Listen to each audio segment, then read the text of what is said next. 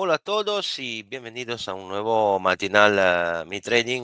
Hoy voy a tomar un tema interesante porque, como siempre, la semana me lleva inspiraciones y sigo viendo en general, sobre todo de los traders que han llegado en los últimos 4 años, que no tienen ni idea de lo que es una crisis de mercado, porque no han experimentado realmente movimiento del 50, 60, 70%, como fue la última vez en el 2008. Como tal, me gustaría hoy hablar un poco de este tema, ¿no? Porque de la grande crisis de mercado de la historia podemos aprender muchísimas cosas, porque esto nos ayudará primeramente a tener una mejor estrategia de inversión, de trading y gestionar bien los riesgos. Vamos a ver las 8 grandes crisis de mercado de la historia y qué podemos aprender. Empezamos obviamente de la primera, la más conocida, que es la Grande Depresión del año 1929 hasta el 1939. Esa crisis se desarrolló al final de los años 20, fue después de una década increíblemente potente, ¿no? No es un caso que se usa una expresión. A veces escucháis, hemos vuelto a los años 20, ¿no? Se suele decir en una temporada de riqueza, de desarrollo, ¿no? Y esto momento de crisis que llegó en el famoso octubre del 2029 creó una imprenta indeleble en la sociedad y la economía. Ok, el famoso martes negro, que podéis encontrar una marea de informaciones, ¿no? El mercado americano cayó de una forma brutal, creando un pánico sin precedente, una venta masiva. La economía americana se enfrentó a la crisis más grande de esa historia, ¿no? Además, había una grande deuda de la familia americana que invertía mucho por costumbre propio, que llegó un poco allí la primera fase de inversiones masiva en acciones y bienes de lujo a crédito. Como tal, se colapsó todo por esas deudas y los bancos, teniendo que pedir el préstamo atrás, prácticamente secuestraban cualquier cosa. Por ejemplo, otra cosa, por ejemplo, que llegó a tener un problema fue la adopción de política proteccionista. Y aquí ya podemos imaginar las consecuencias que podían llegar con Trump, ¿no? Se llamaba Tariff Act del 1930, que llegó a hacer un daño enorme al mercado comercio internacional. Cayó la producción industrial y esto amplificó aún más una crisis que llegó del mercado financiero. Esa crisis os invitaría a estudiarla porque las consecuencias fueron devastadoras. De repente millones de personas perdieron el puesto de trabajo. El taso de desempleo llegó a niveles nunca vistos en Estados Unidos y había una verdadera pobreza. La crisis bancaria explotó con la caída de los bancos en acciones que con la liquidez, y el sistema financiero pilló una paliza sin precedentes. La confianza del consumidor cayó y el consumo y los gastos cayó de la misma forma, de una forma drástica. La Grande Depresión del año 29 creó una caída sin precedentes en la historia del mercado de acciones, ¿no? El Dow Jones, imagináis, perdió el 90% de su valor durante esa temporada. Y los otros mercados subieron cosas similares. Nasdaq no existía aún en esos tiempos, ¿eh? Nasdaq llegó, si recuerdo bien, y no digo una tontería, a partir del año 70, 80, no me recuerdo bien, porque este es un índice que llegó después con la llegada de la empresa tecnológica. De todas formas, los inversores que hicieron perdieron confianza en el sistema financiero y muchos vendieron sus acciones para limitar las pérdidas. Las empresas no se expandían, no investían y aún más caían su facturado y aún más caía el mercado de acciones. Esa crisis obviamente llegó a crear importantes reformas en el sistema financiero, ¿no? Se creó la famosa SEC, la Security Exchange Commission, para regulamentar el mercado financiero y evitar cualquier abuso futuro. Aunque obviamente, digamos que sí, digamos que funciona entre paréntesis, no me quiero hablar demasiado del tema, pero digamos, la idea era de evitar catástrofes similares en el futuro, ¿no? ¿Cuál es la lección que llega de esto? Eso suena un poco mal, todo lo que hemos escuchado, pero podemos decir que estamos muy sencillamente muy cercanos a una situación de este tipo. No puedo decir que no, no puedo decir que no. Suficiente que veáis un poco de dato macro, la inflación. cómo evuelve el mercado y todas esas cosas. ¿Cuál es la lección pero que llega de esta primera crisis? La mayoría de la gente perdió mucho dinero porque concentraba demasiado su cartera en un sector o una actividad. Y claro, si lo hacemos también ahora, eso puede llevar a pérdida catastrófica cuando tenemos caída del mercado de valores. La diversificación no es que te elimina el riesgo, pero te ayuda a reducir el impacto. Obviamente en una crisis de este tamaño, como la del 29, no se salva absolutamente nada. Pasamos a la segunda crisis, el Black Monday, el lunes negro del 1987. Esto también, ah, ah, habéis visto alguna peli, creo que también The Wolf of Wall Street, una de las escenas cuando trabaja en un corredor relacionada propio con el día de esta crisis. El 19 de octubre de 1987 fue una de las caídas más importantes de la historia moderna de los mercados financieros. La caída fue debido a una excesiva especulación que había en general en el mercado financiero, ¿no? Había mucho capital, era el año 80, la economía americana era fuerte, había los inversores, se vendía por teléfono, los inversores compraban Microsoft, ¿no? Imagina, compraban una marea de empresas, la big cap, etcétera. Pero esto llevaba el valor de acciones a niveles fuera de lo normal, es decir, eran un valor que no era proporcional a la real forma de la empresa, ¿no? Respecto a los fundamentales. Como tal, los mercados cuando habían llegado a un nivel extremadamente vulnerable. ¿Ok?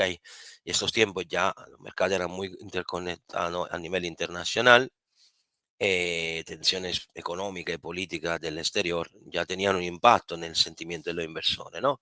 Y esto amplificaba el pánico durante la caída del mercado. La presencia, obviamente, de una creación de la tecnología, también han llegado los primeros algoritmos, jugó un rol significativo, que también ese instrumento obviamente aumentaba la velocidad de ejecución de los primeros ordenadores allí que tú llamabas, decía cómprame, y esto en un clic-clac, o sea, un minuto, ¡pum! Y tú comprabas las acciones. Y claro, la amplitud de la venta era masiva porque luego esta gente llamaba al corredor, vende, vende, vende, y le decían, espera, no es de mover, y no encontraba contrapartida, era un desastre. Y esto creó una caída sin precedentes. Imagináis que el Dow Jones perdió solamente ese día el 22% en un solo día. Tened en cuenta que esto no es un paseo. Y esto llevó a una contracción también de la actividad económica en todo el mundo. Los bancos centrales allí tuvieron que intervencionar con política monetaria de apoyo, monitoraje, y claramente este evento tuvo que volver a una nueva revisión de las prácticas de regulamentación y de approach a la inversión. ¿Cuál es la lección que podemos sacar de esta crisis? No hay que dejarse seguir de la emotividad en la crisis financiera. El pánico ha generado una venta masiva y ha amplificado la pérdida. Y esto lleva a decisiones irracionales y muy mala por el largo plazo. Es muy importante mantener la calma y tener siempre un approach racional. ¿Cuál es la lección que llega aquí? Esto también es una crisis que nos enseña, ¿no? Como si a esos tiempos que a la tecnología sí era potente, pero no era como ahora. Imagináis ahora, si un título como Nvidia cae de un 30%, ¿qué pasa en el mercado? Y con la moderna tecnología, con la cantidad de liquidez que hay, las instrumentaciones, algoritmos, podéis solo imaginar la amplificación de una caída, esta como puede ser. El primero, siempre ser racionales, disciplinados. No hay que vender siempre por prisa porque se puede perder mucho. Significa que nosotros ya hemos hecho una cartera mal gestionada. Hay que ver siempre qué estamos comprando, qué tenemos en la cartera y qué visiones tenemos a largo plazo. Como tal, sé que es difícil porque no es fácil, pero hay que ser racional, si no es inútil invertir. Cuando hay turbulencia en el mercado es cuando se crean las mayores oportunidades. Y esto es importante como tal, aunque obviamente una crisis te golpea la cartera, si uno la ha gestionado bien, puede limitar muy bien las pérdidas. Y como tal, muchos activos incluso no venderlo porque son activos positivos que caen por una crisis como esta que fue simplemente un momento de irracionalidad, porque luego el mercado se recuperó bastante rápido. Uno entiende perfectamente cuándo es el momento de no vender. Tercera crisis, la burbuja de la .com, 2000-2002. Esa me la recuerdo también yo, aunque era tenía 18 años por ahí. Y me la recuerdo porque también en mi pueblo mucha gente compraba esa empresa tecnológica, ¿no? Al final del año 90 prácticamente llegó el entusiasmo y la inversión propia en esa empresa tecnológica de Internet, ¿no? Que llegaban a llevar nuevos servicios, nueva perspectiva por el futuro, ¿no? Innovaciones tecnológicas. Esa empresa tenían de todo, acceso al capital y daban visiones realísticas de crecimiento. Suena un poco con la inteligencia artificial. No estoy diciendo que no son sectores que no van a crecer, pero veis como muchas de esas crisis te suenan a cosas que veis muy similares.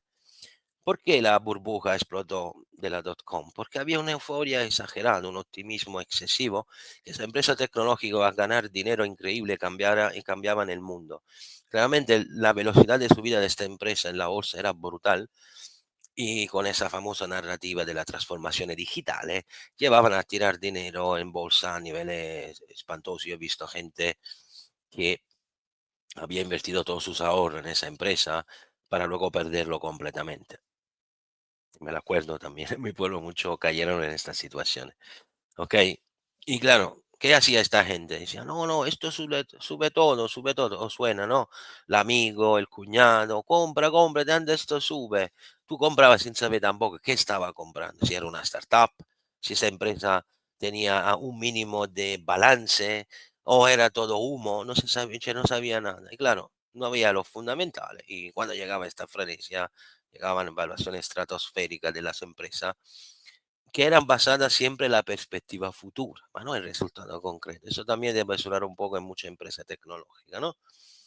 A esos tiempos, obviamente, los capitales de Ventura era fácil de acceder, había mucha hipo y como tal, la burbuja crecía. Las sociedades podían pillar capital a una facilidad increíble y esto creaba lo que se llama el moral hazard. Se tomaban comportamiento demasiado arriesgado y se corría la expansión de la empresa a toda costa. Al principio del año 2000, esta situación llegó a un punto clave, era el marzo 2000, si recuerdo bien, cuando los inversores empezaban a entender que mucha de esta empresa en realidad no podían traducir su promesa en un real crecimiento de facturado. Como tal, empezaron la venta masiva, los precios de estas acciones de Internet cayeron y el Nasdaq, que ya estaba presente allí, el Composite Index, perdió el 50% de su valor entre el marzo 2000 y el octubre 2002, cuando luego empezó a subir lentamente. En esta temporada, recuerdo, mucha gente se ha arruinado, muchos han ganado mucho dinero, que a lo mejor que han tenido un poco de suerte, han vendido antes y se ha sacado un dineral, pero la mayoría quebraron o tuvieron un redimensionamiento enorme. Como tal, se creó una recesión en el sector de tecnología y de las telecomunicaciones y claramente se perdieron muchos puestos de trabajo y la confianza en los inversores. Cuando hay este tipo de burbuja, esto lo estamos viendo ahora, por ejemplo, en inteligencia artificial, hay que ver efectivamente qué estamos comprando. Y hay que evitar siempre de entrar por la FOMO, ¿no? El miedo a perder el tren, para evitar luego que cuando la cosa va mal nos quedamos prácticamente a perder todo, porque esto es lo que hace. Evaluar siempre los fundamentales. Y cuando queremos hacer una cartera, el entusiasmo va bien. Podemos especular incluso, mas cuando compramos un título, realmente tenemos que ver y lo tenemos a largo plazo. No podemos comprar un título de no factura. Podemos destinar una pequeña parte del capital a inversión un poco arriesgada. La mayoría de veces siempre en productos que te generan dinero, que tienen una cierta solidez. Vamos a la crisis imponente del 2007-2008. Esta me la recuerdo muy bien. Ya tenía una edad un poco más grande, bueno, había acabado desde poco la universidad y aquí había ya esta es una crisis ya que tiene un montón de factores de interconexiones, ¿no? Que crearon esta situación abrumadora a nivel internacional. La primera, obviamente, la sabemos toda la expansión inmobiliaria en los Estados Unidos, con el aumento de los préstamos hipotecarios de los subprime. Se daban esa hipoteca a gente que no tenía o empresas que tenían baja solvibilidad en bajo nivel, digamos, reputación crediticia, no había garantía. Y pues esta hipoteca se crearon los asset-based security, bueno, se ponía en una cesta, se maquillaba y se tiraba como producto de vender, como bono al interior del mercado de valores, así que Se llegaba a esta basura prácticamente, que todo basado en esa compra masiva de inmobiliario, la gente no tenía dinero para pagar. Ok, como tal, el utilizo luego de sistema, instrumento también financiero como complejo, como el Credit Default Swap, creó una amplificación de riesgo y como tal, el nivel de apalancamiento que empezó aquí a verse a niveles verdaderamente alucinantes, creó un mercado vulnerable a un shock excesivo. A partir de 2007 se vio claramente que la crisis estaba para empezar, empezaba a crear pérdida significativa en la empresa inmobiliaria, en Europa, en todo el mundo, bancos, instituciones, todo. Se creó una falta de confianza en el sistema banquero y obviamente a ese punto sabemos luego cómo acabó, ¿no? Con la, em, ¿cómo se llama la compañía? Lehman Brothers quebró, eso fue el punto final, pero bueno, la repercusión fue brutal porque muchos bancos quebraron o tuvieron que ser salvados directamente por gobierno. Ese periodo me lo recuerdo bien. Y esa crisis pesó más de 4 años. Me acuerdo porque fue una temporada donde no se encontraba trabajo. Me la acuerdo bien. Tuve una marea de dificultad. Los pocos trabajos que se encontraba era un trabajo que pagaban poco. Era fue una de las... Esa crisis a mí me impactó notablemente. Lo digo porque luego había un grande tasa de desempleo, una contracción económica global. Yo tuve problemas por 5 años, para que lo sepáis. O sea, fue luego aquí que me decidí convertir trader full time por siempre, pero esos 5 años me lo pasé fatal, ¿eh? La puerta cerrada, no había manera de trabajar. Eh, esta crisis la he vivido en mi piel. Os aseguro que si alguien no la ha vivido por su suerte, y espero, cioè, no tiene ni idea de lo que es. Un chaval que sale de la universidad y tiene toda ganas de comerse el mundo y luego te encuentra en una situación así, tremendo, es tremendo.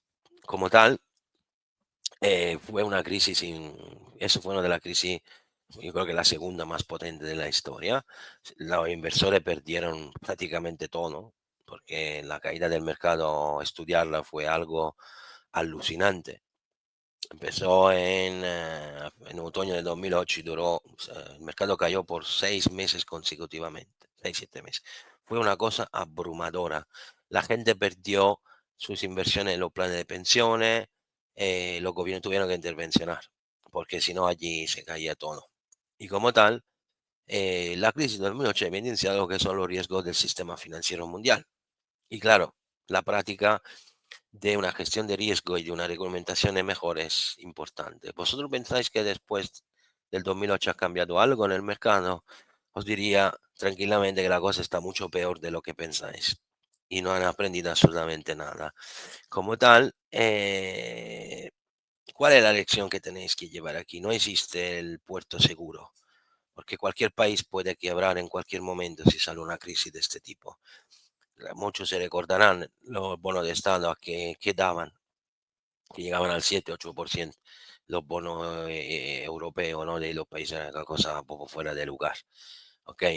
Como tal, cuando compráis los bonos, tenéis siempre que recordar que tenéis que controlar qué deuda y confianza tiene un gobierno y sus instituciones. Y como tal, es mejor no poner tanto dinero en un país si no hemos siempre diversificando, porque a lo mejor si este país quiebra te pone en un apuro. Vamos a otra crisis intermedia, la crisis petrolera del 73. Esta fue debida de la decisión del OPEC de poner un embargo a la exportación de petróleo hacia Estados Unidos, porque América estaba sosteniendo a Israel en la guerra del Kippur del 73. Esto fue brutal porque de repente me lo acuerdo, mis padres me acuerdo lo que me dijeron mis padres, perdóname que en el año 70 se hacía los domingos en bicicleta, ¿no? Que no había gasolina, realmente no llegaba gasolina a la gasolinera y se tenía que ir a pie, ¿no? Me lo contaron, esa cosa me lo acuerdo, que había 3, 4 días a la semana incluso no se podía pillar el coche, una cosa alucinante. Y como tal, el petróleo no llegaba. Ok, bueno, en esos tiempos los árabes eran entre los principales proveedores mundiales, para que lo sepan. Aún lo son, pero en esos tiempos aún eran más fuertes. Y claro, también se nacionalizaron algunas empresas petroleras en algunos países del OPEC. A esos tiempos había mucha demanda de los países industriales, pero claro, la situación se llevó complicando. Los precios del petróleo llegaron a las estrellas, eh, al menos cuadruplicando en pocos meses. Llegaron a nivel, no me acuerdo exactamente si eran $100 o algo, o mucho más, no me acuerdo ahora exactamente, pero fue un impacto significativo. Como tal, la economía dependiente del petróleo tuvieron una contracción, tuvimos una década muy difícil, los países europeos, tuvimos inflación y recesión. Los mercados financieros obviamente tuvieron también una alta volatilidad porque todo lo que estaba conectado de bonos y acciones a los sectores energéticos empezaron a tener fluctuaciones brutales. Y muchas economías tuvieron que luchar para cambiar y adaptarse a ese cambio. Todo esto llevó a un cambio estructural en la industria petrolera y obviamente se empezó a estudiar una mayor eficiencia energética, fuente alternativa de energía y diversificaciones sobre todo de dónde ir a pillar el petróleo, no solo uno, más mucho más. Esto, la lección que llega es siempre importante diversificar entre diferentes clases de activos, ¿ok? Pero también al interno de una clase de activos tenéis que recordar que no todos los activos que están dentro de un sector van a la misma manera, ¿no? ¿Ok? Si compramos una sola materia prima, no de una inversión, puede ser mucho difícil que sea por culpa del efecto contango de riesgo específico que está asociado a eso. Como tal, es importante siempre diversificar en diferentes tipologías, aunque sea al interior de las materias primas. La crisis financiera del 97, esto no impactó directamente como pensáis a nosotros, pero tuvimos un añito un poco complicado, porque países como Tailandia, Indonesia, Corea del Sur habían empezado a desarrollarse fuerte, pero tuvimos inversión excesiva y especulación en el sector inmobiliario y financiero. Esos países incrementaron esta política con préstamo enorme del exterior y tenía un montón de deuda en divisa extranjera. Cuando la crisis llegó, se devaluó la divisa local y no pudieron devolver el dinero de la misma forma como lo podía hacer antes. Los bancos en ese momento tuvieron un sistema frágil. Eso fue allí, fue una crisis muy fea y también algunos pelis que la han contado, ¿no? Pero me acuerdo una que no me acuerdo cuál es. Y los bancos asiáticos estaban expuestos a riesgo muy alto porque los préstamos no podían ser devueltos y la práctica de financiación arriesgada, no había regulamentaciones, así que todos los países asiáticos fueron golpeados y tuvieron efecto negativo. Y como tal, se creó una instabilidad en el mercado global. A nivel propio de consecuencias fueron graves, porque esos países perdieron cioè, el nivel propio de la bolsa de valores, perdieron algo alucinante, ¿no? Las divisas se devaluaron propio a lo máximo posible. Llegó una huida de capitales de los inversores extranjeros y la situación allí se empeoró aún más. Como tal, esos países luego tuvieron que tomar medidas de austeridad y política de reforma económica para esa crisis. Incluso muchos tuvieron que, el Fondo Monetario Internacional tuvo que darle asistencia, porque la situación era prácticamente, se desplomó proprio a una velocidad increíble. Muchos inversores internacionales perdieron dinero porque ya habían puesto mucha pasta, todos los famosos países emergentes, las tigres asiáticas, me parece que la llamaban en esos tiempos, y redujo mucho los capitales hacia esa economía. Como tal, se creó un aumento general de la inversión a riesgo, una revisión de la estrategia de inversión a nivel global. Ok,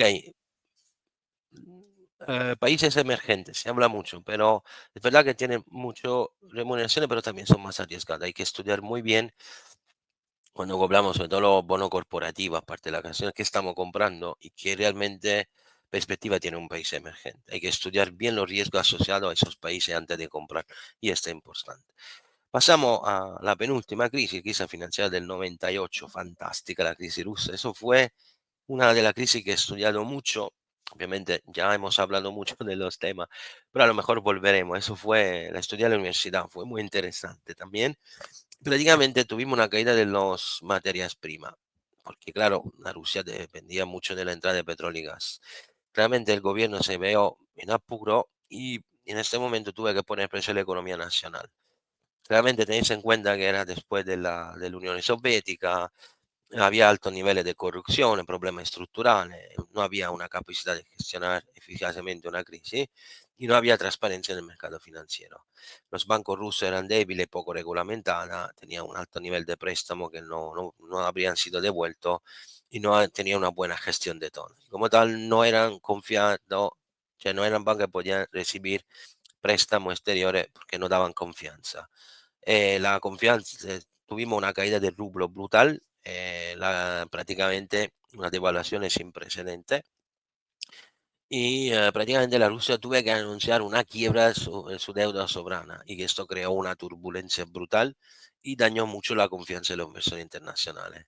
Los mercados rusos se cayeron a niveles brutales, muchas empresas y institutos financieros declararon bancarrota y tuvieron que redimensionarse. La recesión que llegó en Rusia fue potente, aumento de la inflación, desempleo y pobreza. Esto llevó claramente a crear otra crisis de los mercados emergentes, contagio financiero con economía similar. Los inversores internacionales obviamente perdieron un montón y se creó la misma situación que tuvimos con la tigre asiática. Recordamos de esta crisis una cosa importante, el riesgo de cambio. Cuando compramos un producto en una valuta distinta de la nuestra, no podemos hacerlo solamente en una, hay que diversificar también esto, no es una operación sabia. Debo diversificar también el producto que compro, dependiendo de qué divisa es. Y claramente hay que seguirla bien, porque si no, si una de estas divisas tiene problemas, tú pierdes también tu inversión o puedes tener grave pérdida. Y por último, la crisis que todo el mundo conocerá, la crisis del COVID 2020-2021. ¿Ok?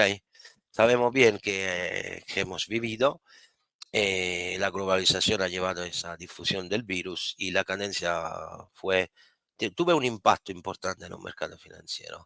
Al principio recordamos que caímos casi un 30-35% en el mercado americano, había mucha incertidumbre, miedo a una recesión global, claramente porque todas las actividades económicas fueron reducidas por el lockdown, las restricciones, pérdida de trabajo, etcétera. Tuvimos caída imponente como tal, en ese momento llegó el famoso helicóptero money, ¿no?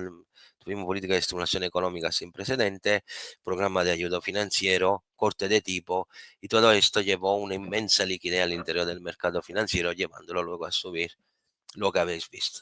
Como tal, esa pandemia obviamente llegó diferente digamos, efectos. La tecnología y sanidad dieron muy bien, otros sectores como turismo y transporte subieron graves pérdidas. Como tal, el COVID nos enseña los eventos que no podemos prever. Lo que en economía se llama vita, ¿no? Llega un evento que no podemos prever.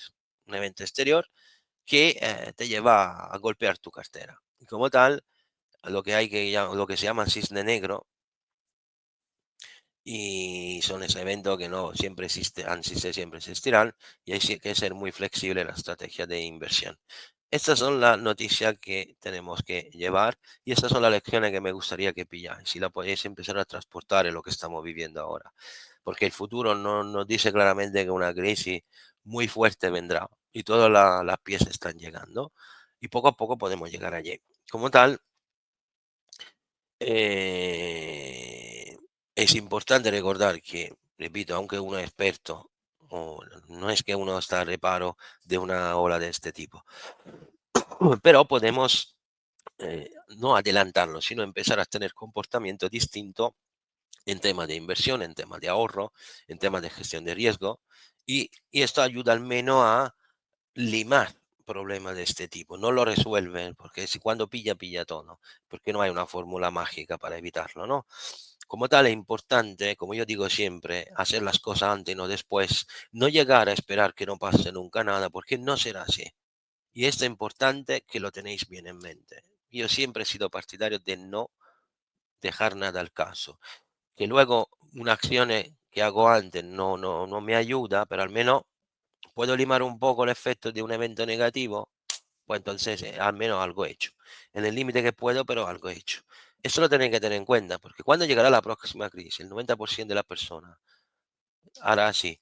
Ah, no lo sabía. No, el luego no puede dar la culpa a alguien. Los señales lo tenemos. En el podcast lo hablamos siempre.